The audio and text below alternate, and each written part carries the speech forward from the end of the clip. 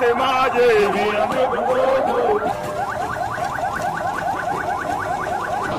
Na ripoti za Wasafi Media leo zinatokea hapa mkoani Tabora, ambapo jeshi la polisi mkoa wa Tabora limefanya mazoezi ya kawaida tu, ambayo ni kwa mjibu wa kamanda wa polisi mkoa wa Tabora Richard Yabwao ameeleza hivyo. Na katika kufanya mazoezi haya, jeshi la polisi limepita mtaani likizungumza pia na wananchi katika maeneo mbalimbali, na moja ya kauli ambayo imekuwa ikitolewa na kamanda wa polisi mkoa wa Tabora Richard Yabwao ni kuwa wananchi kuelekea uchaguzi mkuu tarehe 29 mwezi huu mwaka 2025 wananchi wao na amani, usalama umeimarishwa, na ni kuwa baada ya zoezi la kupiga kura wananchi warejea majumbani kwao kwa ajili ya kuwa salama na maisha yaweze kuendelea kama ambavyo viongozi wengi wamekuwa wakiwahasa hivyo, viongozi wa dini na viongozi mbalimbali wa kiserikali.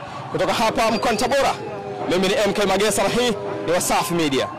Wote kuelekea kwenye kipindi cha uchaguzi mkuu tarehe 29, tunataka kuhakikishia kwamba mkoa wa Tabora uko salama, utakuwa salama, uchaguzi utafanyika kwa usalama, na baada ya uchaguzi tutauacha mkoa wetu ukiwa salama.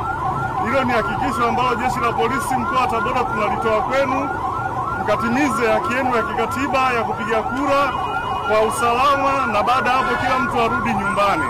Lakini ni wasii na kuwakumbusha, hususan kundi la vijana, msijihusishe na uchochezi wa aina yoyote unaweza kufanyika kwenye mitandao ya kijamii.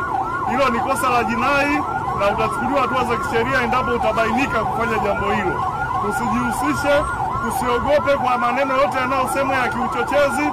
Amani ipo ndani ya mkoa wetu wa Tabora, na tunawahakikishia kwamba mkoa utaendelea kuwa salama. Kama mnavyotuona, tuko na utayari wa kutosha. Jeshi la polisi litatimiza wajibu wake kwa kuheshimu sheria na taratibu za nchi zilizopo.